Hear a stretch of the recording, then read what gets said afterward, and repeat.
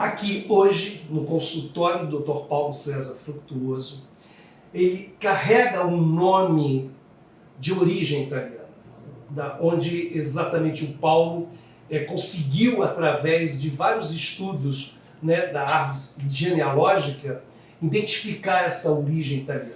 Então aqui eu tenho o prazer de registrar nesse programa a capa desta edição 42. Então vocês vão poder adquirir, inclusive, essa revista visitando o Frei Luiz, que é a entidade, o Lar de Frei Luiz, que é uma história linda e maravilhosa, com livros registrando histórias fantásticas de como este educandário vem hoje assistindo milhares de pessoas e nos dois planos da vida.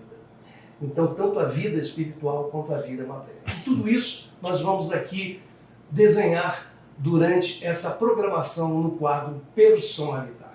Nós estamos nas 76 afiliadas do Portal BRIM, que é o Portal Brasil, Rede Internacional de Mídias. Então, o Paulo está na Itália, está no Canadá, está em Portugal, está na França, enfim, qualquer um celular, www.pbrim.com.br ou no site da Itália Nossa, italianossa.com.br, você vai acessar exatamente essa entrevista online. Diga-se de passagem, o que o leitor pode usufruir, pode exatamente aprender, revelando os segredos, revelando os mistérios e, principalmente, o tema do livro, que é a face oculta da medicina. O que tem de oculto nessa medicina nossa tradicional? A pergunta que ele acaba de fazer tem uma origem em 1978. Nós estamos em 2023. Quando eu, chegando à minha residência, encontrei o meu pai, era uma quinta-feira, eu estava no quarto ano de medicina, com meu pai, um poderoso médium vidente e também de efeitos físicos, com uma imensa mancha de sangue na camisa de uma possível cirurgia hiperfísica ou espiritual que ele tinha sido submetido no Centro Espírita Lar de Frei Luiz. Olha, como é que um acadêmico de medicina do 4º para o 5º ano vai se sentir numa situação dessa? Principalmente se ele não vê nenhuma cicatriz. Bem, então aquilo despertou uma curiosidade científica em mim. Eu não acredito em milagres, nem acredito em sobrenatural. Acredito em leis físicas, químicas e biológicas que a nossa ciência ainda não alcançou. E eu só tive tempo de me dedicar à pesquisa desses tais fenômenos, cirurgião que sou, em 1978. E esse fenômeno que aconteceu com meu pai foi em 1972. E aí eu tive que tomar uma grande decisão na minha vida. Ou nada disso está acontecendo, ninguém vai se entregar à mão de um cirurgião anestesiado que acredita em fantasmas. Principalmente se esse cirurgião confessar que acredita em fantasmas cobertos por lençóis. Ou então eu vou me virar para o outro lado e vou pesquisar na ciência e na história se ao longo da nossa humanidade alguém testemunhou e presenciou os mesmos fenômenos que eu estava vendo e presenciando desde que ingressei no Lar de Frei Luiz. E aí fiquei surpreendido, surpreso, estarrecido em encontrar grandes nomes da ciência e da história, inclusive prêmios Nobel de Medicina e de Fisiologia, que tinham pesquisado, estudado, presenciado, testemunhado os mesmos fenômenos que eu estava presenciando e testemunhando. Então, eu cheguei à conclusão de que eu nunca mais deveria parar de pesquisar tais fenômenos. Que chegou no momento que eu achei que eu tinha que publicar esse livro a todos os interessados, mas principalmente a quem? A classe a qual eu pertenço, médica, na qual aproximadamente 80% dos seus participantes, ou seja, médicos, não conseguem acreditar em nada além da matéria tangível. Por mais que nós não acreditemos, as convicções científicas que eu cheguei são de que nenhum médico da Terra está sozinho, nem os que em nada disso acreditam. Diante dessa explanação, eu teria aqui muitas perguntas, como eu sei que cada um de vocês teria realmente muitas perguntas a fazer. Eu tive o prazer e a alegria, a felicidade de conhecer um pouco sobre a capa desse livro, Espíritos Decaídos Materializados, pelo Dr. Paulo César Frutuoso. Dr. Paulo, vamos ter essa coragem? Bem, primeiro complementando aí a outra pergunta do Carlos, enquanto nós, por exemplo, como psiquiatras, como psicólogos, acreditarmos que a vida começa com a união entre um espermatozoide e um óvulo e termina com a morte, com a cessação do funcionamento dos nossos órgãos nobres, nós estaremos a meio caminho da solução das doenças psíquicas e das doenças mais profundas, digamos, psiquiátricas. Por quê? Porque essas doenças estão associadas, na sua maioria, a influências negativas de inteligências, digamos assim, negativas, que buscam alguma forma de vingança, que buscam alguma forma de se aproveitar das nossas inferioridades, dos nossos instintos ainda mais próximos da animalidade. Bem, me parece que essa revelação está nesse livro, Espíritos Decaídos Materializados, da existência de tais inteligências. Essa imagem de Dante Alighieri, acompanhado por seu guia Virgílio, à frente de um espírito em forma de tronco de árvore, foi vista por uma criança aos 9 anos de idade. Quem era essa criança? Eu próprio. Naquela época, uma família muito humilde, mas o meu pai tinha o cuidado de adquirir uma vez por semana uma revista chamada Trópicos. E nessa revista vinham 3 bases: a ciência, a história e a arte. E dessas revistas veio um artigo sobre a Divina Comédia de Dante Alighieri. A Divina Comédia de Dante Alighieri foi escrita no século XIII e nitidamente é uma obra mediúnica, porque Dante viu o que viu, acompanhado por guias como Virgílio. E no século XIX, um artista francês chamado Gustave Doré, aproveitando o que foi dito na Divina Comédia, confeccionou 130 ou 140 desenhos artísticos sobre a Divina Comédia. Um desses desenhos, uma dessas gravuras, aqui está. Dante ao lado de Virgílio, perante um espírito em forma de tronco de árvore. Essa imagem, então, foi captada pela mente de uma criança de 9 anos. Passam-se mais de 50 anos, essa criança escreve um livro chamado Espíritos Decaídos Materializados. E a capa desse livro é a imagem que nunca saiu da mente da criança desde os 9 anos de idade. Olha, eu contei essa história num grupo espírita lá em Teresópolis. Terminado a minha apresentação, a presidente do grupo me procurou reservadamente e me disse o seguinte: Dr. Paulo, nós temos uma médium vidente aqui que estava assistindo a sua apresentação sobre seu livro, Espíritos Decaídos Materializados, e teve uma evidência com o senhor. O senhor poderia ouvi-la? Gostaria de conversar com ela? Claro. E veio uma senhora, muito tranquila, e me fez a seguinte indagação: Dr. Paulo César, o senhor quer saber por que essa imagem nunca mais saiu da sua cabeça desde que o senhor tinha 9 anos de idade? Quero. Porque esse espírito em forma de tronco de árvore era o senhor. A importância do esquecimento. Quanto tempo eu permaneci nessa forma horrível de sofrimentos atrozes? Porque a minha consciência ficava aberta. Eu estava consciente. Só que provavelmente eu não conseguia me mover para lugar nenhum. Quem me tirou dessa situação foi um espírito de luz chamado Frei Luís, um frade franciscano que veio para cá na primeira metade do século XX, alemão, se radicou na região serrana aqui do Rio de Janeiro, em Petrópolis, no mosteiro, e onde realizou tamanhos prodígios que passou a ser considerado um verdadeiro santo.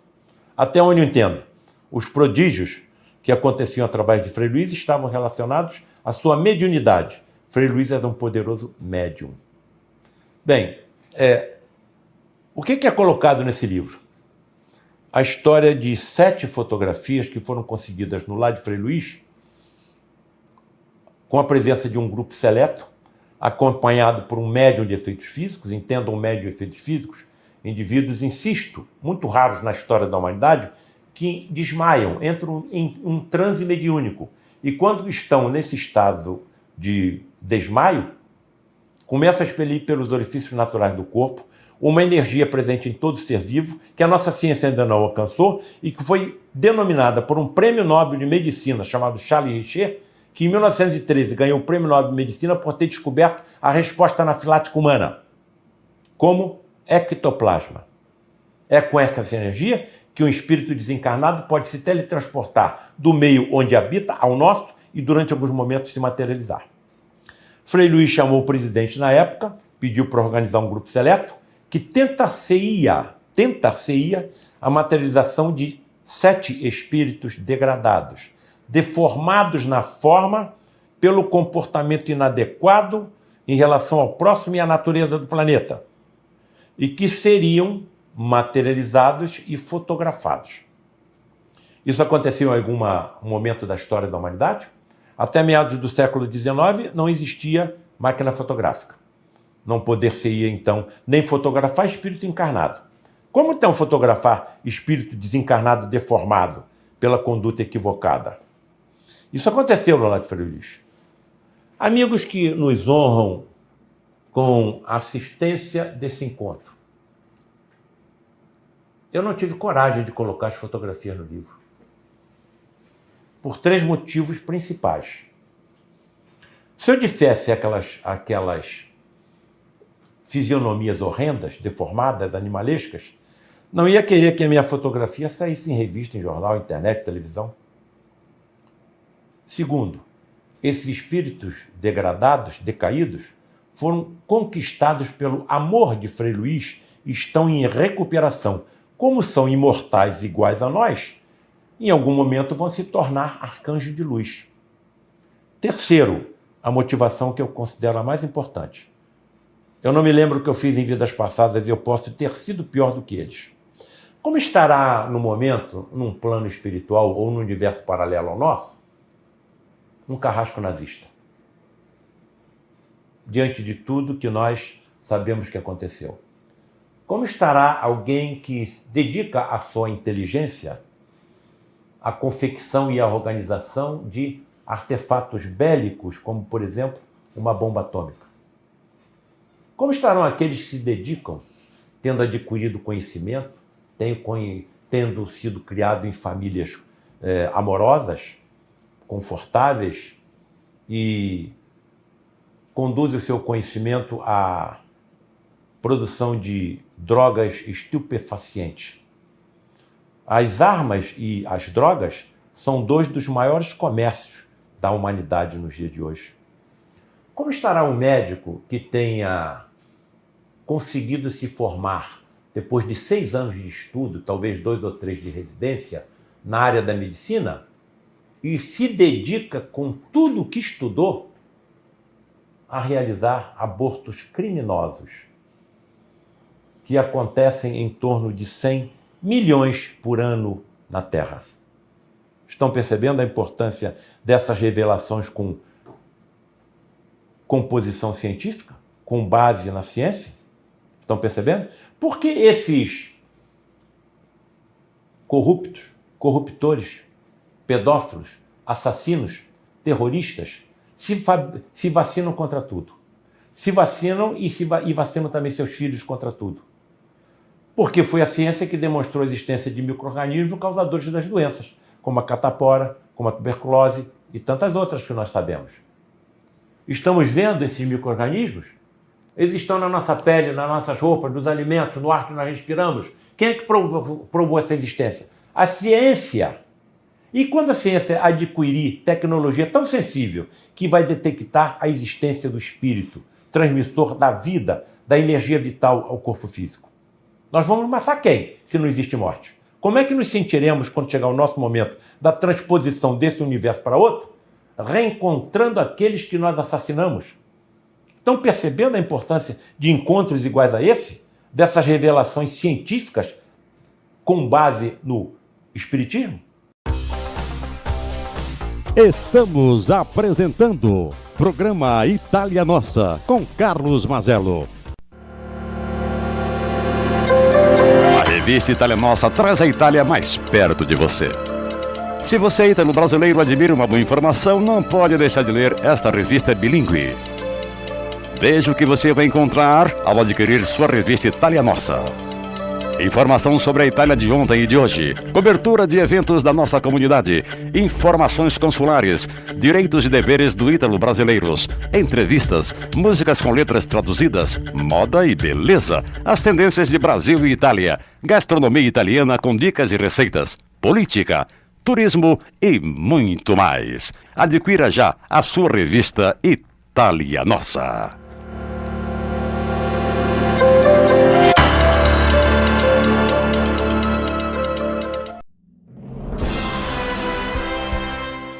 Esse livro, inclusive, vai ter uma palestra do dia 14 a 16 de abril.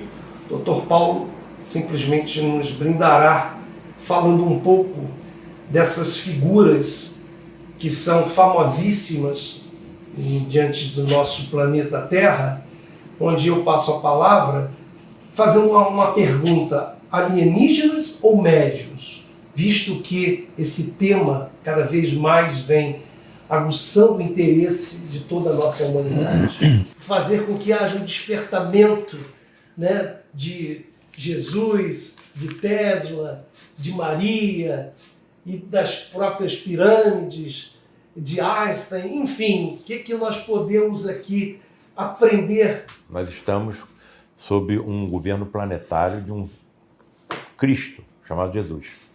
O que é um Cristo planetário? Um espírito que adquiriu tamanha evolução em ciência e tecnologia, em sabedoria e em amor, que lhe foi concedido pelo tal Criador, que eu não entendo o que seja, por enquanto só tenho absoluta certeza de que ele existe. Como é que eu vou acreditar num ser que cria múltiplos ou infinitos universos, que se interpenetram pelos outros? Por enquanto só tenho certeza que ele existe, porque o universo não pode ser obra do acaso, nem a vida pode ser obra do acaso. Tamanha é a evolução desse Cristo Jesus, que algumas informações mediúnicas confiáveis dizem que os sistemas planetários onde ele se desenvolveu nem existem mais.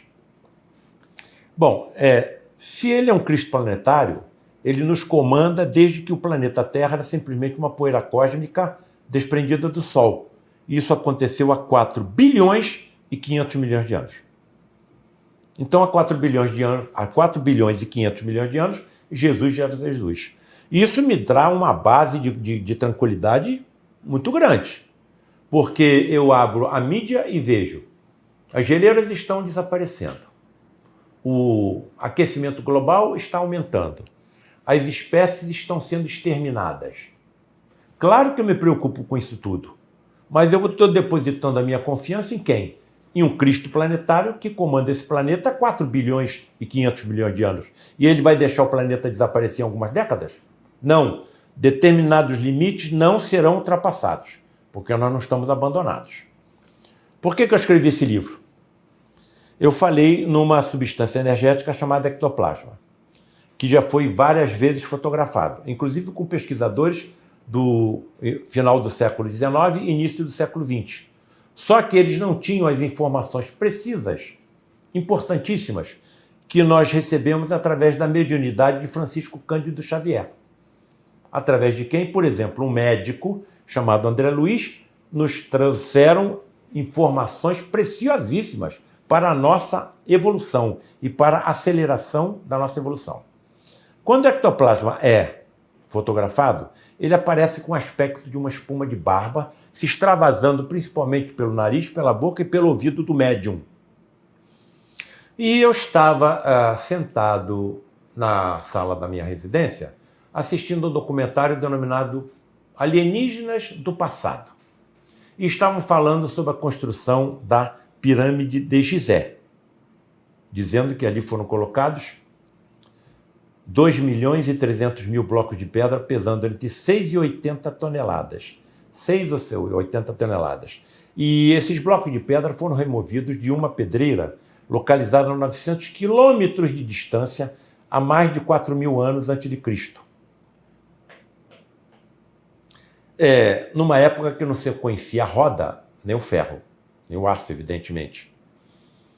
E essa pirâmide foi elevada ao longo de 20 anos. Ao longo de 20 anos, teria que se colocar um bloco de pedra a cada 2 minutos e meio. Bem, qual é a conclusão que os historiadores modernos chegam? Alguma tecnologia alienígena foi utilizada na construção dessas pirâmides, porque os construtores egípcios da época não tinham ferramentas suficientes para elevar a pirâmide de Gizé. Eu estou assistindo. Eu gosto muito de assistir esse tipo de documentário histórico, né? Principalmente quando se relatam a vidas extraplanetárias. Num determinado momento, o apresentador diz o seguinte: foram encontradas em algumas paredes de túmulos do Egito alguns escritos, alguns afrescos que relatam que os antigos construtores egípcios sabiam como colocar uma estranha substância branca por baixo das pedras e, quando isso acontecia, elas eram facilmente elevadas e transportadas. Olha, se vocês estão diante de alguém que estuda tais fenômenos há 45 anos, o que vocês acham que se passou comigo naquele momento? Substância branca? Energética? Manipulada transportando pedras? Blocos de pesando até 80 toneladas? A quantidade de energia ectoplasmática existente em nós é inacreditável. E eu posso até citar tão somente a energia física existente no meu corpo. A ciência está dizendo que eu tenho 7 octilhões de átomos no meu corpo. 7 vezes elevado a 10, a 23, a 26. Sei mais o quê? 7 octilhões de átomos. Qual é a energia existente em 7 octilhões de átomos? Eu fiz essa pergunta a amigos físicos. Dá para você calcular a quantidade de energia atômica existente num corpo, por exemplo, pesando 85 quilos de massa física? Passaram alguns dias, eles voltaram a entrar em contato comigo. Olha, Paulo César, nós calculamos a energia que você nos pediu. Não sei se você vai acreditar, mas a energia existente num corpo físico de 85 quilos pode ser comparada à energia produzida pela usina de Itaipu em 100% de sua produtividade, trabalhando ao longo de 6.350 dias. Essa energia que eu tenho só no meu corpo físico? Sem falar no meu corpo extrafísico? Será que se eu conseguisse manipular tamanha quantidade de energia de forma inteligente, eu ia acalmar o mar e o vento, pelo menos em volta de onde eu estivesse? Será que foi isso que Jesus fez há 2.000 anos atrás? Agora, isso é uma gota d'água diante da energia que ele manipulou na construção de um planeta inteiro como a Terra. A mediunidade era muito conhecida no Egito Antigo. Quem mandava no país eram os sacerdotes, não era o faraó. Não conheceriam eles os tais médios de efeito físico? Não saberiam eles como manipular de forma inteligente o ectoplasma que deles se desprendiam? Será que foi ectoplasma que era utilizada como uma estranha substância branca colocada por baixo das pedras e elevadas e transportadas? Quando eu ouvi o que foi dito nesse documentário, eu pensei comigo, eu vou escrever outro livro. Nesse livro aqui, Alienígenas ou Médiuns, eu analisei uma série de descobertas que auxiliaram a nossa evolução científica. Me parece que nós vamos, à medida que progredimos como humanidade, adquirindo merecimento para que essas informações nos cheguem. Por exemplo, Fleming, ele abriu as portas para a descoberta dos antibióticos. Através de uma série de coincidências inacreditáveis, ele chegou à porta da abertura para a penicilina.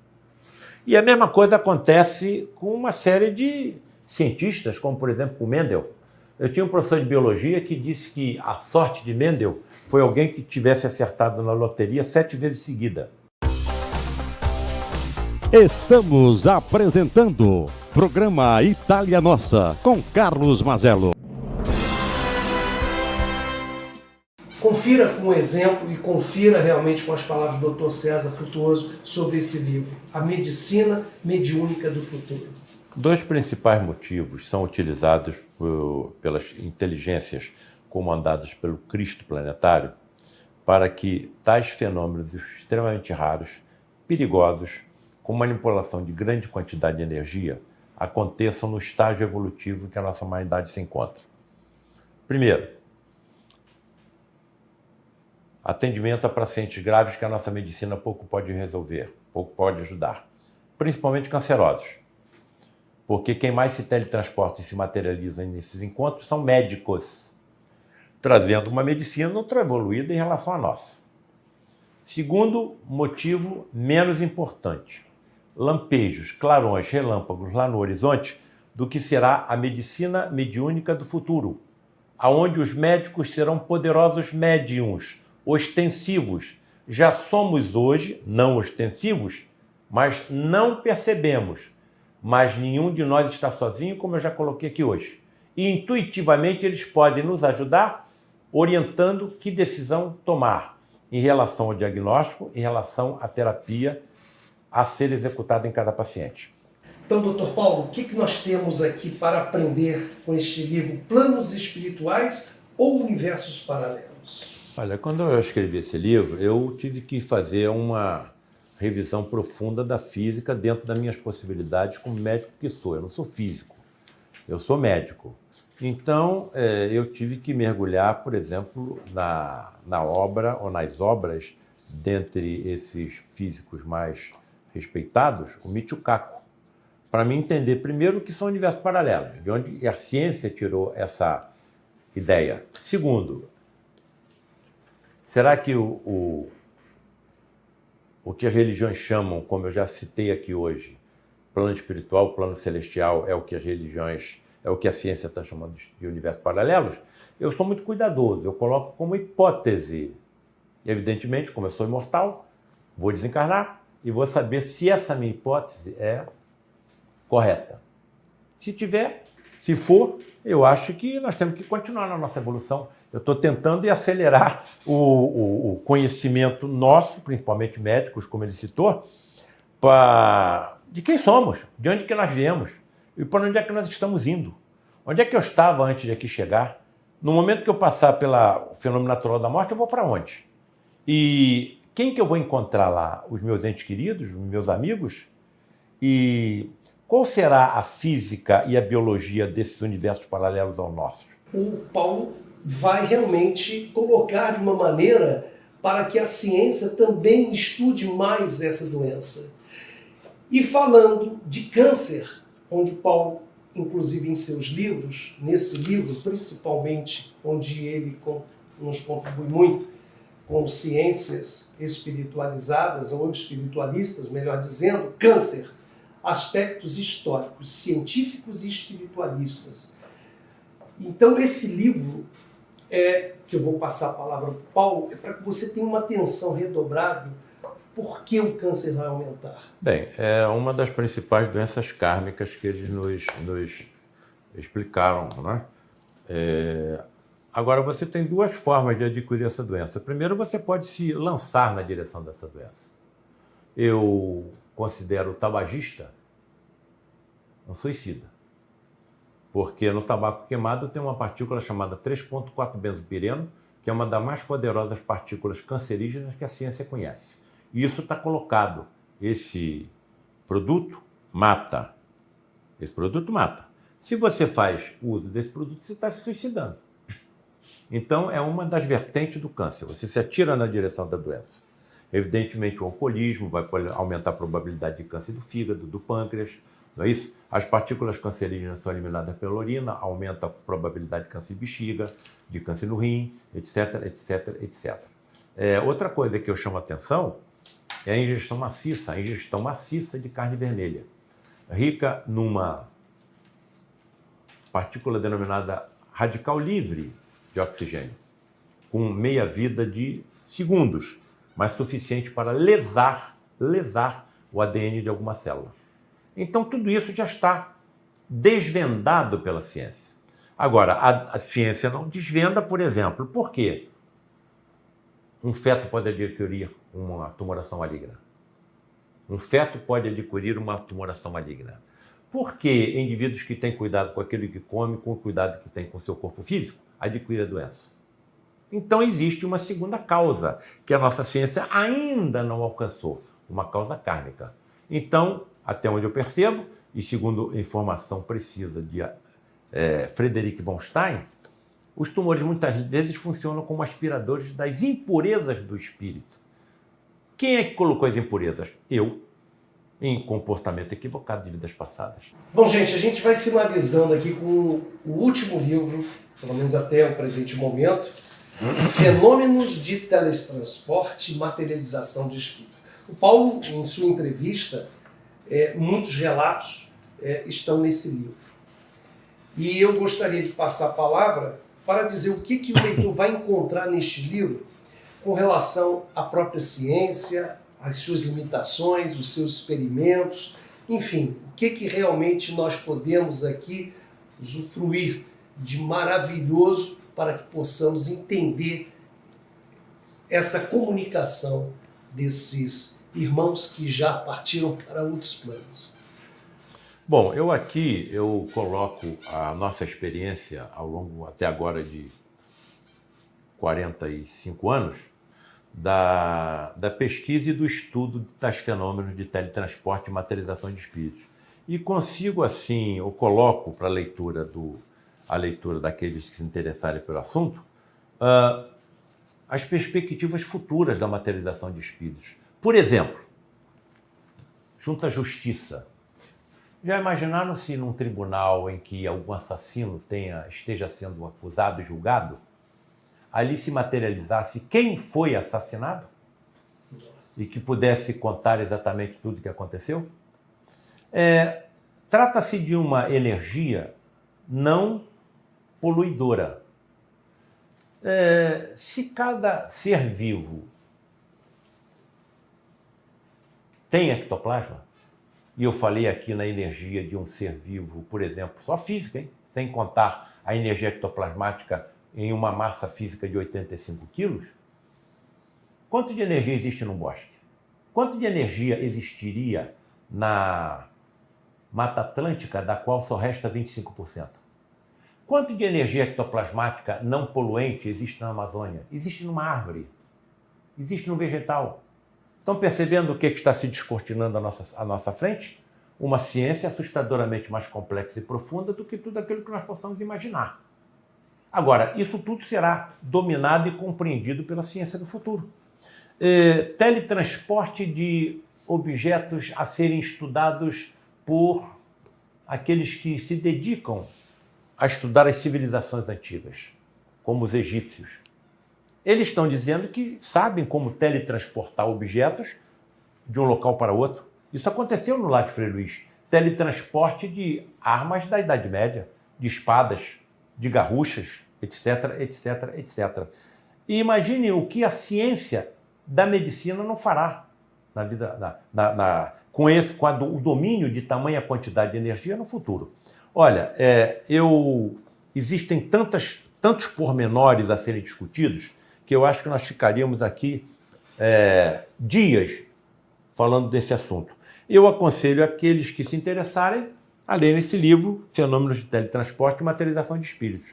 Abusando da amizade e dessa gentileza, Paulo, só me diga um pouquinho da sua vida ítalo-brasileira, da sua cultura italiana, da sua raiz. O que você poderia aqui registrar, né, dessa vida dos seus ancestrais, do que você já conhece e o que você realmente vem aí agora fazendo com que as futuras gerações possam se orgulhar das nossas tradições, da nossa cultura? Bem, hoje meus avós são italianos, de Nápoles, e se conheceram em um navio vindo para o Brasil. A escravidão tinha terminado e o meu avô e veio para o Brasil para trabalhar como capataz em uma fazenda lá no interior de São Paulo, no município de Carlos Gomes, próximo a Campinas. Bom, se conheceram e se casaram, e eu sinto assim um grande orgulho de ter essa descendência italiana. Grande parte da cultura da humanidade, ela vem da Itália, ela vem de Roma, não é isso?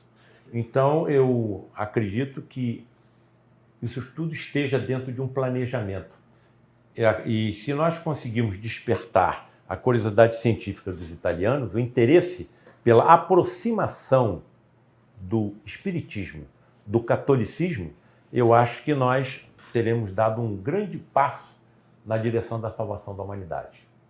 Já imaginaram o Papa, que comanda milhões e milhões de seguidores, colocando essas verdades dos seus discursos, das suas orações?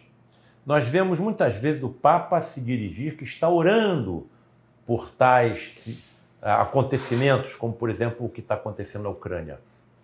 E se ele, e que acredito que tenha certeza do que acontecerá com aqueles que estão promovendo tamanha destruição depois da sua desencarnação, colocasse também essas advertências nos seus colóquios, nas suas pregações e nas suas orações.